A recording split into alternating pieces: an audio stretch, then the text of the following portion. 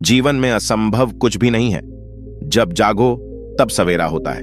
अगर आपको यह लगता है कि मैंने बहुत से बुरे काम किए हुए हैं और अब इन गलत कामों को सुधारने के लिए कोई भी विकल्प नहीं है, तो आपको गौतम बुद्ध के जीवन की यह कहानी एक बार अवश्य सुननी चाहिए। एक दिन बुद्ध श्रावस्ती के एक गांव में भिक्षाटन के लिए पहुंचते हैं। जब गांव में प्रवेश करते हैं तो देखते हैं कि पूरे गांव में सन्नाटा छाया हुआ है। दूर दूर तक कोई भी व्यक्ति नजर नहीं आ रहा था। बुद्ध उस गांव के पहले द्वार पर जाते हैं और कहते हैं कि भिक्षम देहि, परंतु भीतर से बाहर कोई नहीं आता। बुद्ध दूसरे द्वार पर जाते हैं, परंतु कोई दरवाजा नहीं खोलता।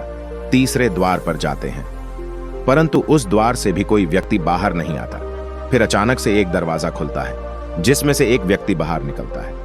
वो जल्दी से बुद्ध का हाथ पकड़ता है और उन्हें अपने घर में ले जाता है और कहता है कि क्षमा करें बुद्ध जी, परंतु इस समय आप बाहर नहीं जा सकते। उंगलीमाल को गांव की सीमा पर देखा गया है। सभी गांव वाले डर के मारे अपने अपने घरों के खिड़कियां और दरवाजे बंद करके बैठे हुए हैं। बुद्ध उस व्यक्ति से पहुंचते हैं। कौन है ये उंगलीमाल? कौन है और उससे इतना भय क्यों है? वह व्यक्ति कहता कि उंगलीमाल एक राक्षस है। उसे जो भी मनुष्य मिलता है, बच्चा, वृद्ध, स्त्री, पुरुष, यहां तक कि सन्यासी भी, वो किसी को भी नहीं छोड़ता। महाराज प्रसन्नजीत के सैनिक भी उससे डरते हैं। बुद्ध उनसे पूछते हैं कि वो धन के लालच में ये सब करता है। वो व्यक्ति कहता है कि नहीं, उसे धन का कोई लालच नहीं है। वो जब भी किसी आदमी को मारता है तो उसकी उंगली काटकर अपने गले की माला बनाता है, इसीलिए उसका नाम उंगलीमाल पड़ गया है। और यह भी सुना है कि जब उसके गले की माला में 100 उंगलियां पूरी हो जाएगी तो उसकी विनाशक शक्तियां और भी ज्यादा बढ़ जाएगी। बुद्ध कहते हैं, आभार हो आपका जो आपने मुझे उसके बारे में बताया। फिर वो व्यक्ति बुद्ध से कहता है कि कृपा कर आप बाहर न जाइए, क्योंकि वो आप पर भी वार कर सकता है। बुद्ध कहते हैं, भय से अपनी राह छोड़ दूं, ऐसा मैंने कभी नहीं किया। मुझे भिक्षा मांगता देख जन जन के हृदय में उंगलीमाल भय कम होगा। फिर वो व्यक्ति कहता है, नहीं बुद्ध, आप मत जाइए, वो बहुत ही ज्यादा खतरनाक है। बुद्ध कहते हैं कि वो खतरनाक नहीं, वो दुखी है और मुझे उसके पास जाना होगा, क्योंकि उसे मेरी आवश्यकता है। इतना कहते बुद्ध उस व्यक्ति के पास से चले जाते हैं। कुछ दूर चलने के बाद बुद्ध वन में प्रवेश करते हैं। वन में चारों ओर एक सन्नाटा छाया होता है। दूर दूर तक न तो कोई मनुष्य न कोई पशु पक्षी दिख रहा होता है, परंतु बुद्ध अपने मार्ग में आगे बढ़ते रहते हैं। अचानक बुद्ध के सामने उंगलीमाल आकर खड़ा हो जाता है। उसका रूप इतना डरावना है कि कोई भी व्यक्ति उसे देखकर ही भयभीत हो जाए। उसके गले में उंगलियों की माला होती है, चेहरे और हाथ रक्त से सने होते हैं और शरीर बलशाली होता है। उसका रूप इतना भयानक होता है कि किसी भी साधारण व्यक्ति के प्राण तो उसे देखते ही निकल जाए, परंतु बुद्ध पर उंगलीमाल के डरावने रूप का कोई असर नहीं होता। बुद्ध कुछ क्षण तक शांत मुस्कुराहट के साथ उंगलीमाल की तरफ देखते हैं, फिर उसकी बगल से निकलकर अपने मार्ग में आगे बढ़ जाते हैं।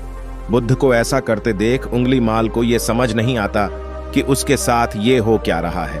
वह मन ही मन सोचता है कि मुझे देखकर लोग या तो भाग जाते हैं या मुझे देखकर मर जाते हैं या मुझसे अपने प्राणों की भीख मांगने लगते हैं। मैंने कई सन्यासियों को भी मारा है, परंतु मैंने आज तक कोई ऐसा व्यक्ति नहीं देखा जो मुझे नजरअंदाज करके अपने मार्ग में आगे बढ़ जाए। या तो इसने मुझ पर ध्यान नहीं दिया होगा, या फिर हो सकता है कि यह देख ही ना सकता हो। परंतु मुझे इससे क्या, मुझे तो अपने गले की माला पूरी करनी है। उंगलीमाल बुद्ध को आवाज लगाता है, ए साधु रुक। फिर भी बुद्ध उंगलीमाल को नजरअंदाज करते हैं और अपने मार्ग में आगे बढ़ते रहते हैं। उंगलीमाल बहुत ज्यादा क्रोध में आकर बुद्ध को आवाज लगाता है, ए साधु रुक। फिर भी बुद्ध उंगलीमाल को नजरअंदाज करते हैं और अपने मार्ग में आगे बढ़ते हैं। उंगलीमाल तीसरी बार ज्यादा क्रोध में होकर आवाज लगाता है, ए साधु रुक। बुद्ध रुकते हैं। उंगलीमाल बुद्ध के पास जाता है और कहता है कि मेरे आदेश देने के बाद भी तू रुका क्यों नहीं? मैं तो बहुत पहले ही रुक चुका हूं, तुम ही चलते जा रहे हो। उंगलीमाल ये समझ ही नहीं पाता कि बुद्ध क्या कह रहे हैं, परंतु वो इतना जरूर समझ जाता है कि सामने खड़ा व्यक्ति उससे थोड़ा भी नहीं डर रहा है। उंगलीमाल बुद्ध को डराने के लिए चिल्लाकर पूछता है, ए साधु, तुमको मुझसे भय नहीं लग रहा है? क्या मैं आदिमानव हूं? बुद्ध कहते हैं कि नहीं, तुम मानव हो। बुद्ध की यह बात सुनकर उंगलीमाल के हृदय पर लगती है। पहली बार उसे किसी ने मानव कहा था, परंतु वो इस बात को नजरअंदाज करने का प्रयास करता है और बुद्ध से पूछता है कि ये साधु तूने ये क्यों कहा कि तू कब का रुक चुका है, जबकि तू तो चल रहा था, और तूने ये क्यों कहा कि मैं नहीं रुका। बुद्ध कहते हैं कि मैं बहुत पहले ही रुक चुका हूं, यानी मैंने ऐसे सारे बुरे कृत्य करना पहले ही छोड़ दिया है जिससे भी व्यक्ति को कष्ट पहुंचा सकते हैं। सब जीना चाहते हैं, बस तुम उन्हें करुणा से देखने का प्रयास करो। बुद्ध के ये शब्द दोबारा से उंगलीमाल के हृदय पर चोट करते हैं, परंतु वह दोबारा से बुद्ध की बातों को नजरअंदाज करने का प्रयास करता है। इस बार वह और क्रोध में आकर बुद्ध की गर्दन पर अपनी कटारी रख देता है, जिससे वो लोगों की हत्या किया करता था, और बुद्ध से चिल्लाकर कहता है, नहीं, मानव में ना तो प्रेम है ना ही करुणा है, सिर्फ छल और कपट है। इसीलिए मैं सबकी हत्या करूंगा और किसी को जीवित किसी को नहीं छोड़ेगा। बुद्ध कहते हैं, तुम्हें लोगों ने बहुत दुख दिया है। उंगलीमाल क्रूरता मनुष्य अज्ञान के कारण ही करता है। ईर्ष्या, द्वेष, मोह, माया ये सभी अज्ञान की संतानें हैं, परंतु वो व्यक्ति ही है जिसमें दया, करुणा, सद्भाव और समझ का उदय भी होता है। उंगलीमाल यदि इस जीवन में क्रूर और निष्ठुर लोग हैं तो दयावान भी हैं। बस तुम्हें अपनी आंखों से इस अंधेपन की इस पट्टी को हटाना होगा जो तुम्हें केवल बुराई ही दिखा रही है। तीसरी बार बुद्ध शब्दों को सुन उंगलीमाल का खुद पर से संयम हट जाता है। उसे समझ नहीं आता कि पहली बार उसे अपना आपा इतना कमजोर क्यों महसूस हो रहा है। वो कोशिश तो करता है क्रोध करने की, परंतु कर नहीं पाता। वो बड़ी हिम्मत जुटाकर क्रोधित होने का नाटक करके बुद्ध से कहता है, तुम और व्यक्तियों जैसे नहीं हो। बुद्ध कहता है कि मैं हर व्यक्ति जैसा ही हूं, बस जागृत हूं और यह सिद्ध कर रहा हूं कि हर व्यक्ति में जागने की क्षमता है। मेरा मार्ग कुर्ता को दया में परिवर्तित करता है। उंगलीमाल, तुम अनजाने में घृणा के पद पर हो, बस इस क्षण रुक जाओ। तुम्हारे भीतर भी यह क्षमता है कि तुम दया और करुणा के पद पर भी चल सको। इतना सुनते ही उंगलीमाल के हाथ से कटारी जमीन पर गिर जाते हैं। उसकी आंखों से आंसू बहने लगते हैं। भला कोई कब तक बुद्ध को अनदेखा करेगा। उंगलीमाल रोते हुए बुद्ध से पूछता है, क्या आप वही हैं जिन्हें लोग बुद्ध कहते हैं, जो लोगों को मुक्ति के मार्ग पर चलना सिखाते हैं? हाँ, मैं वो ही हूं। मैं तुम्हें मुक्ति के मार्ग पर ले जाना चाहता हूं। फिर उंगलीमाल कहता है, परंतु मैं अब बहुत दूर निकल गया हूं। मैंने बहुत हत्याएं करी हैं, बहुत पाप करे हैं। मैं अब चाहकर भी वापस नहीं लौट सकता और मेरा वापस लौटना अब असंभव है। बुद्ध कहते हैं कि असंभव कुछ नहीं है, जब जागो तभी सवेरा। उंगलीमाल कहता है, मैं अब पुनः जीवन की ओर नहीं मोड़ सकता, बहुत देर हो चुकी है। बुद्ध कहते हैं, तुम में इतनी चेतना है कि तुम जानते हो कि जो तुमने अब तक किया वह बुरा था। इसका अर्थ यह है कि तुम जानते हो कि क्या अच्छा है और क्या बुरा है। उंगलीमाल, जिस दिन से तुमने अच्छा कार्य करना शुरू कर दिया, उस दिन से तुम्हारा एक नया जीवन शुरू हो जाएगा। फिर उंगलीमाल कहता है, मैं कितने भी अच्छे काम कर लूं, परंतु लोग मुझे उसी दृष्टि से देखेंगे और मुझे चैन से जीने नहीं देंगे। बुद्ध कहते हैं, उंगलीमाल, यदि तुमने हिंसा का मार्ग छोड़ा तो मैं तुम्हें मार्ग दिखाऊंगा और तुम्हारा संरक्षण करूंगा और तुम्हें लोगों की घृणा से बचाऊंगा। बस पहला कदम तुम्हें ही उठाना होगा। उंगलीमाल पूछता है, क्या यह हो सकता है? बुद्ध कहते हैं, अवश्य हो सकता है। तुम में असामान्य बुद्धि है। उंगलीमाल रोते हुए बुद्ध के चरणों में गिर पड़ता है और कहता है, मैं आपको वचन देता हूं कि मैं सारे बुरे कर्म करना छोड़ दिया और आपके पीछे करुणा के पथ पर चलना सीखूंगा। कृपया करके आप मुझे अपना शिष्य बना लीजिए। बुद्ध कहता है कि मैं किसी को अपना शिष्य नहीं बनाता, बल्कि व्यक्ति स्वयं मेरे संग से जुड़ता है। उंगलीमाल उसी समय बुद्ध का भिक्षु बन जाता है। बुद्ध का शिष्य बनने के बाद उसका नाम अहिंसक बन जाता है। फिर बुद्ध ने जैसा उसका नाम रखा था और वो ठीक वैसे ही वह बन चुका था।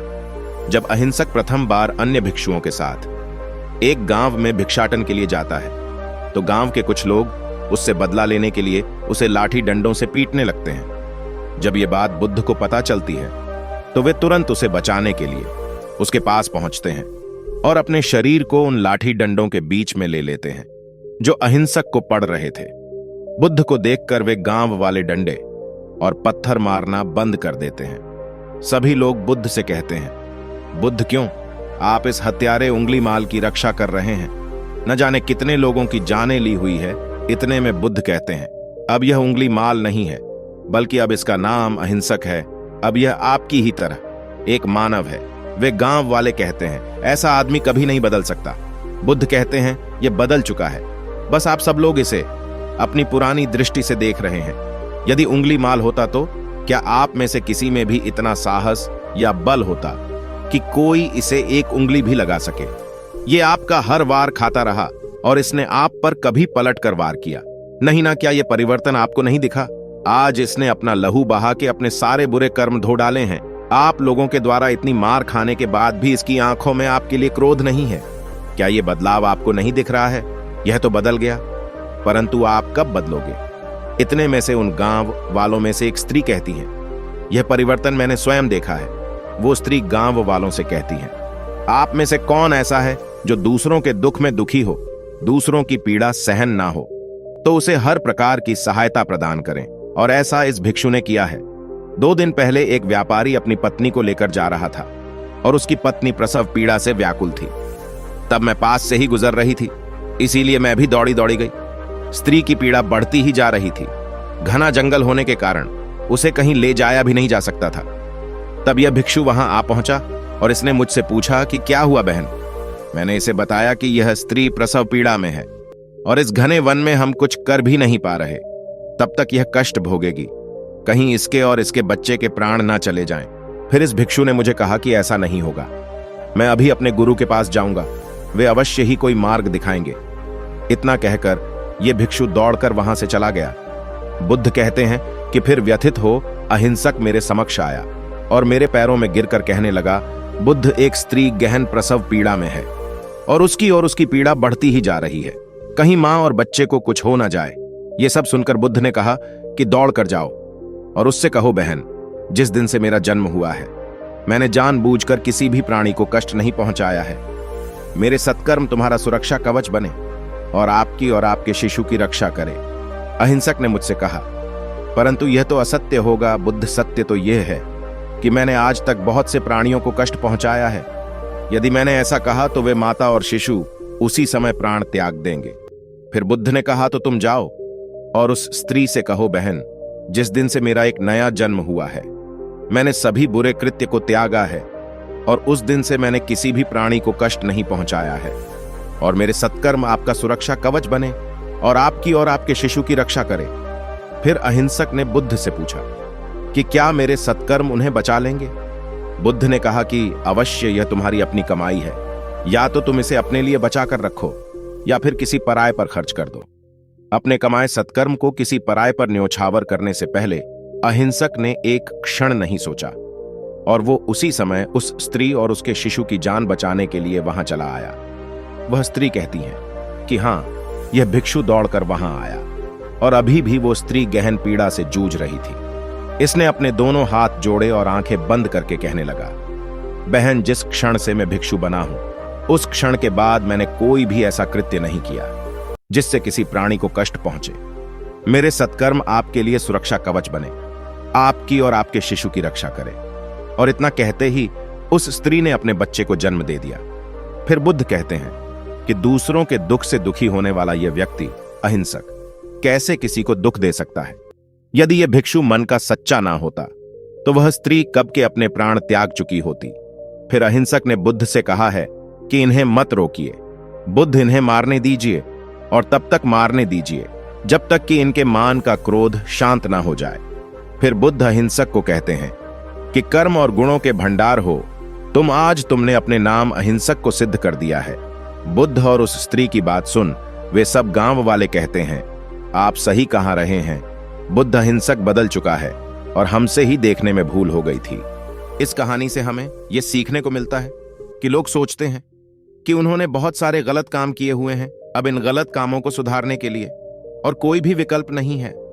इस पर गौतम बुद्ध कहते हैं कि चाहे अपने अब तक कितने भी बुरे काम क्यों ना किए हुए होंगे, लेकिन अगर आप एक विचार को अपने मन में लाते हैं कि अब मुझे कुछ सही करना है, तो वही विचार आपके रूपांतरण का कारण बन सकता है। पर सबसे जरूरी बात यह है कि क्या आप पहला कदम उठाने के लिए तैयार है। दोस्तों, वीडियो पसंद आए तो लाइक, शेयर और सब्सक्राइब करें। धन्यवाद।